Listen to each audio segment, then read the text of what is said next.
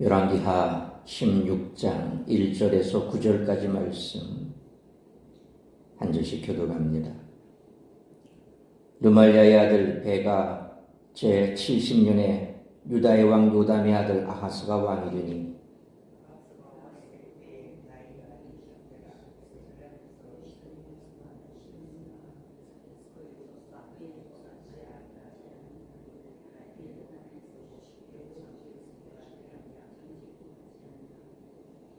이스라엘의 여러 왕의 길로 행하며 또 여호와께서 이스라엘 자손 앞에서 쫓아내신 이방 사람의 가증한 일을 따라 자기 아들을 불 가운데로 지나가게 하며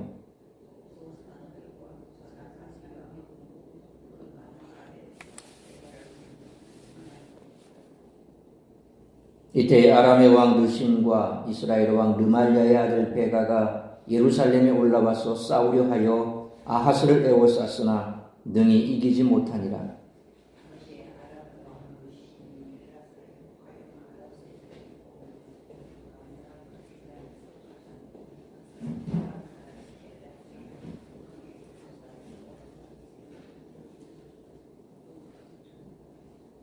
아하스가 아수르 왕 디글라필레셀에게 사자를 보내 이르되 나는 왕의 신복이요 왕의 아들이라. 이제 아람 왕과 이스라엘 왕이 나를 치니 청하건대 올라와 그 손에서 나를 구원하소서 하고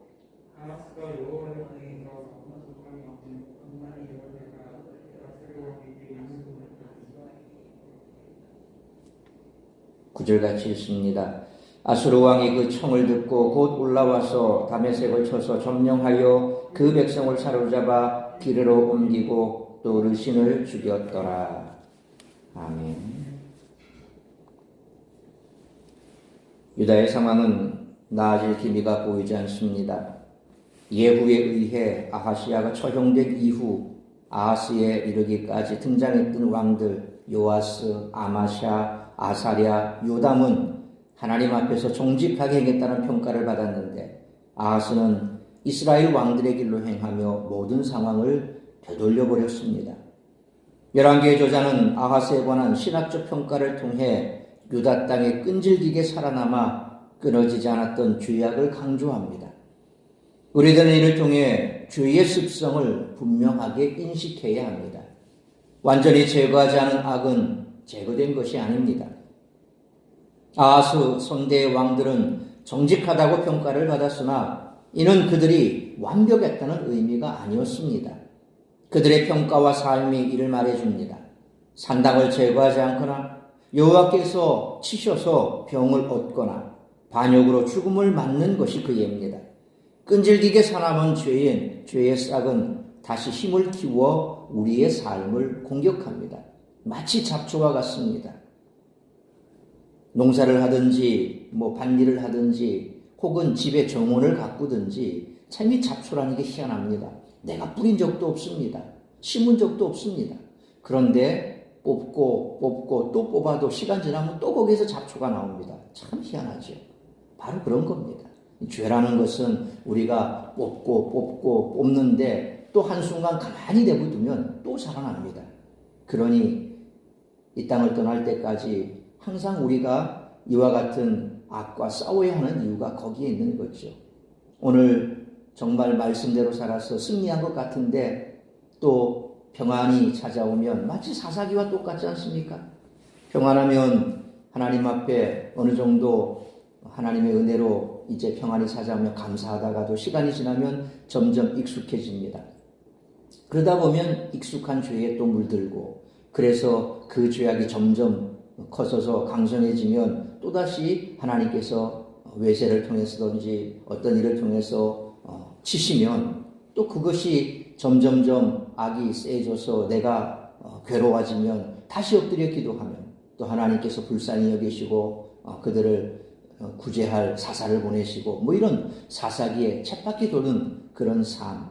어쩌면 죄악 때문에 우리가 하나님으로부터 멀어진 그 죄악의 본성을 가진 타락한 인생이 결국 할 수 있는 것은 그런 일입니다. 그래서 끊임없이 우리는 십자가 앞에서 말씀 앞에서 회개할 수밖에 없다는 것입니다.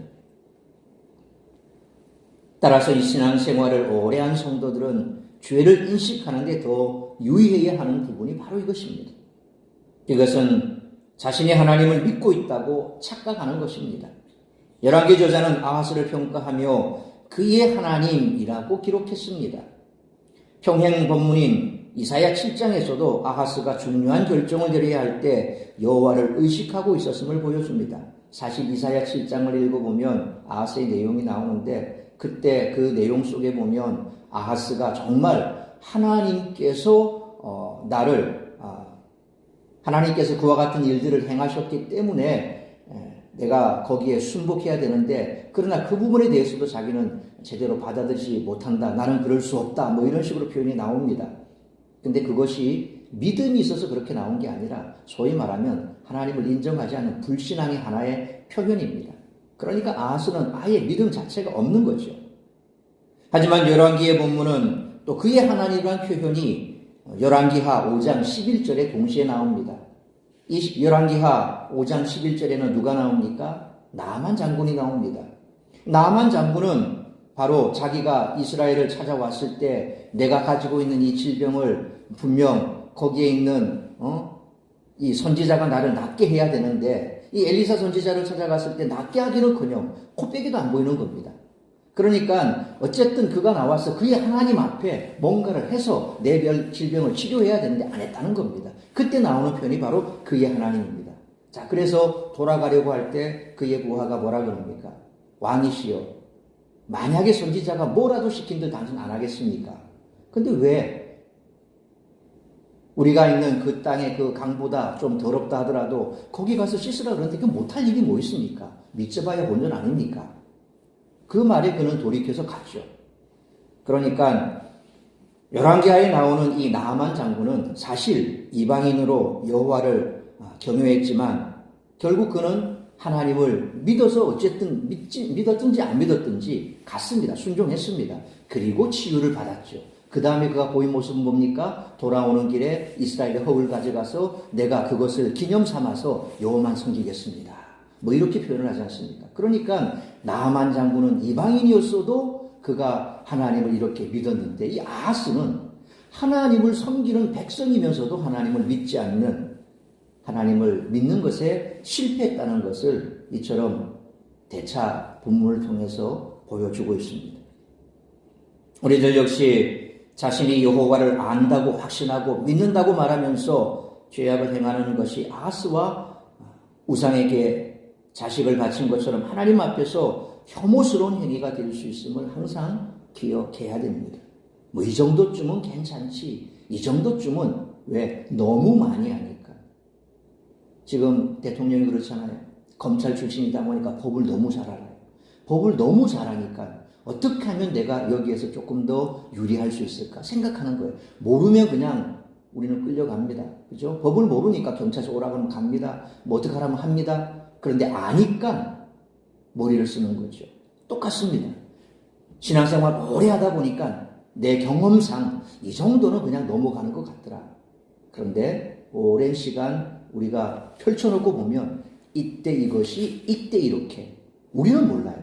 근데 이때 이것이 이때 이렇게 나타날 수도 있다는 것입니다. 그것이 미미하기 때문에 못 느낄 정도죠. 그러나 반드시 우리의 죄악에 대해서 하나님께서는 그냥 넘어가지는 않는다.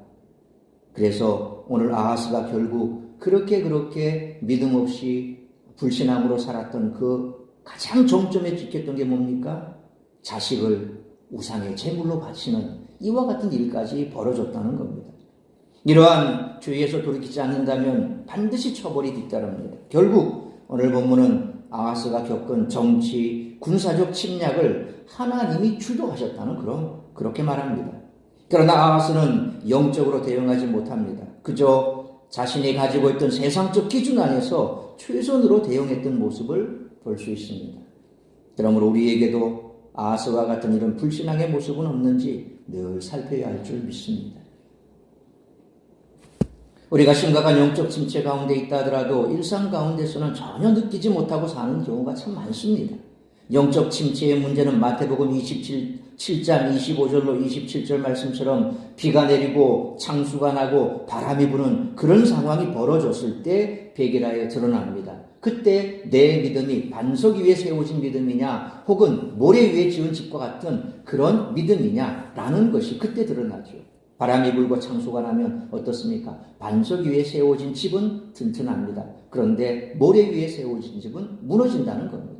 바로 우리의 신앙이 그렇습니다. 남한국 유다에서 바로 이러한 일들이 벌어졌습니다.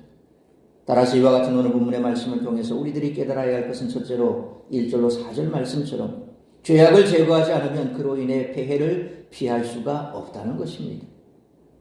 아달랴 이후 유다의 네 왕 요아스, 아마사, 아마샤 그리고 아사랴, 우시아라고도 하지요. 요담 이와 같은 왕들은 하나님 보시기에 정직했으나 산당을 없애지 않았다는 공통점이 있습니다. 이들이 나라를 다스리는 동안 적어도 겉으로는 아무런 문제도 없었을 것입니다. 그러나 다윗 왕가의 신앙은 점점 무너져가고 있었고 아하스 왕은 1절로 2절 말씀처럼 급기야 그 아버지 정도의 정직함조차 유지하지 못했습니다. 아하스는 역대하 28장 24절로 26절 그리고 오늘 본문 3절로 4절 말씀처럼 이방 신들을 섬기고 아들을 인신제사로 드리는 가증한 행위까지 서슴지 않았고 산당을 없애기는커녕 성전을 훼손하고 곳곳에서 우상을 숭배했습니다. 지금 당장 아무 일이 없다고 산당이라는 죄악의 근원을 내버려 두고 있으니 점점 신앙은 무너져갔고 결국 아하스와 같은 악한 왕이 등극한 것입니다. 그러므로 죄악을 제거하지 않으면 그로 인한 폐해를 피할 수 없으므로 날마다 말씀 앞에서 우리 자신을 돌아보며 회개하는 우리 모두가 되시기를 축원합니다. 두 번째로 5절로 6절 말씀처럼 우리를 향한 하나님의 은혜는 끊어지지 않는다는 것입니다.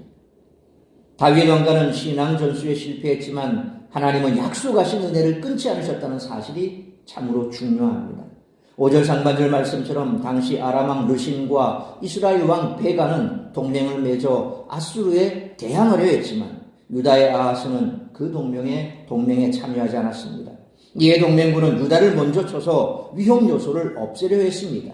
이때 아하스와 유다 백성들은 심히 두려워했으나 하나님은 유다를 지키실 것을 약속해 주셨고 이때 주어진 말씀이 바로 오늘 본문의 임마누엘의 예언입니다.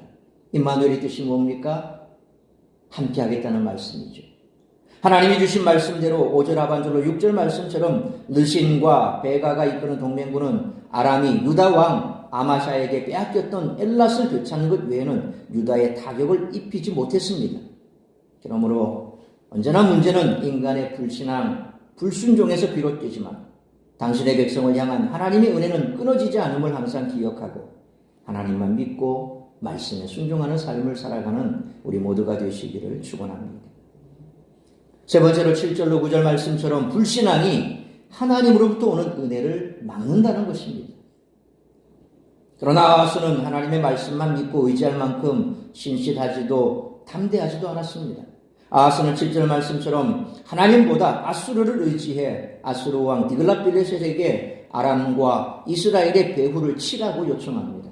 아하스는 이를 위해 8절 말씀처럼 성전과 왕궁 곳간에 은금을 바쳤고 아수르는 아람을 공격했습니다. 그러자 아람과 이스라엘 군대는 후퇴하지 않을 수 없었습니다. 아수르는 9절 말씀처럼 아람 왕 르신을 죽이기도 했습니다.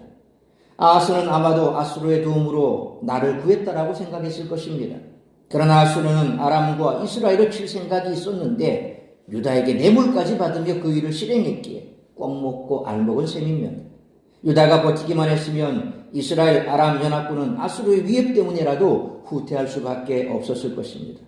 그러나 아하스는 하나님의 말씀에도 불구하고 아수르를 의지했고 이는 자신뿐 아니라 온 나라를 위험에 빠뜨리는 결과를 가져왔습니다. 그러므로 하나님 말씀보다 앞선 인간적인 생각은 불신앙이며 불신앙이 하나님으로부터 오는 은혜를 막는다는 것을 기억하고 항상 하나님의 말씀만 믿고 의지하며 살아가는 우리 모두가 되시기를 축원합니다.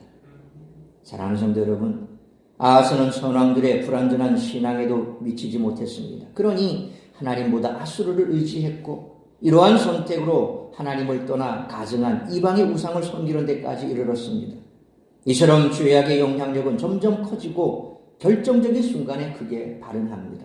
그러므로 죄악을 제거하지 않으면 그로 인한 폐해를 피할 수 없으므로 날마다 말씀 앞에서 우리 자신을 돌아보며 회개해야 할 뿐만 아니라 불신앙이 하나님으로부터 오는 은혜를 막는다는 것을 기억하고 당신의 백성을 향한 하나님의 은혜는 끊어지지 않으므로 항상 하나님의 말씀만 믿고 의지하며 말씀에 순종하는 삶을 살아가는 우리 모두가 되시기를 주님의 이름으로 축원합니다.